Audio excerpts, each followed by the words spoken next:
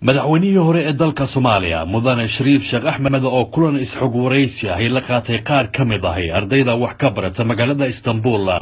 isla markaana su'aalo lagu weydiinayay ayaa waxa uu ka dhacay magaalada tan Istanbul ee wadankan Turkiga. Inta badan ardayda wax ka barata Turkiga ayaa dalkan la keenay xilligii uu Shariif madaxweynaha uu ka ahaa dalka Soomaaliya. madaxweyne Erdogan markii ugu horeysay uu Soomaaliya u booqdo waxa dalka hogaaminayay Shariif waxayna ahayd xilligaasi markii uu soo bilaabay xiriirka Soomaaliya iyo Turkiga.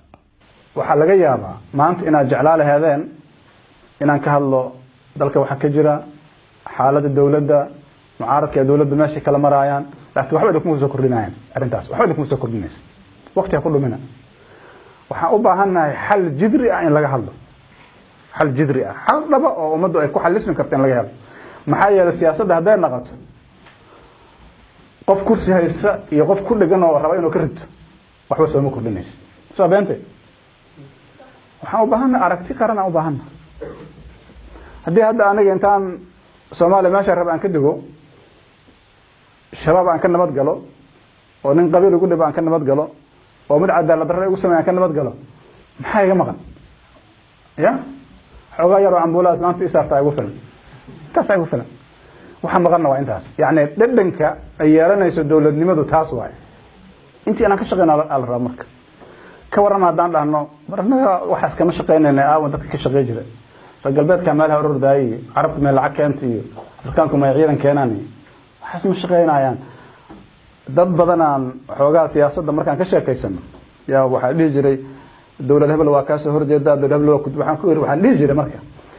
Mareykanka arkaysiin oo xoog badan talateeda aniga laguma dhis marka waa inaan taladeeda aniga madax banaanada aan ku tashadaa nafteyda way fahamteen Soomaa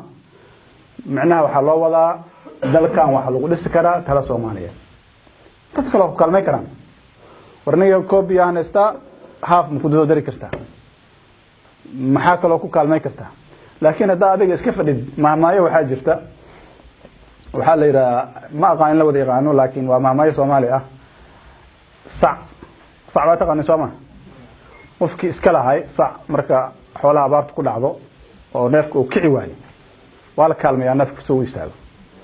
marka ninkii iska lahay haduu dawlad uga istaago adigana lagu keenay inaad istaajisid soo ma istaagay moralka ka dhimanaba rabti inaad kiciso ninkii iska lahay dawlad uga tagada aragti gadaal ugu dugaata Soomaa annaga marka qarankan haddaan Soomaaliya annaga dabada ku dhigan annaga la rabaa inaad dabada ka sii dabada yaani aan ka qabano oo ka cino istaajina loo baahan yahay waxaan la rabaa fikir xura in la yimaado reer hebel qolo hebel koo hebel xaq la iska dhigo na soo bixi weyse soo aragna dhibkeeda waxa dhib iyo mashaakil ahayn ma keen ka baxdo aragti qaran oo dadka miday karta ummadana u adeeg karta loo baahan yahay qofka raba ha hogaamiyo qofka loo gartaa hogaamiyo laakiin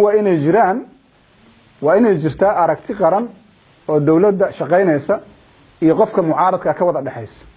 haddaan hadda is weydiino maxaa Soomaali ay ku heshiisay oo lama taabtaan ah ma sheegi kartiin waagi hore waxaan dhihi jirnay midnimada hadda oo aragtay meesha ay taagantay midnimada waa muqaddas hadda inta tiraahdo afka lagu goosanaa ma soo beentay maxaa heshiis ku marka inaan Soomaalina heshiis ku nahay intaas waa huba inteena inaan Soomaalina oo Soomaali dawladda Maxamed Siyaad Barre markay burburtay waxay ahayd 91 ilaa 2000 doorashooyin waa dhaceen oo mesela yani laakiin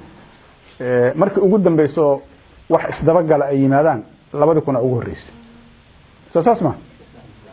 2000 hadda maxaan joognaa 2000 iyo toddobaatan waxaa haynaa meeqa madaxweyne soo martay ariisho waa shan madaxweyne soo martay khasab shan madaxweyne soo martay wax qabad waa jiraa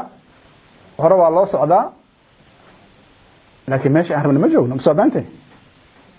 meesha aan rabno ma joogno وآمنسناهاي ديمقراطية إنه سعته ولا يصدرته وسنة بدل لا يصدرته سنة بدل حلك لا يسوي رجية لا يسقع عوية دولة لماذا shariif sheekh axmed ayaa dalka soo hogaaminayay xilli marxalad adag ay jirtay gaar ahaan caasimadda muqdisho iyadoona xilligaasi muqdisho lagaga adkaaday kooxda al-shabaab oo inta badan muqdisho gacanta ku haysay. salmaan jamaal siciid tv-ga caalamiga universal magaalada istanbul.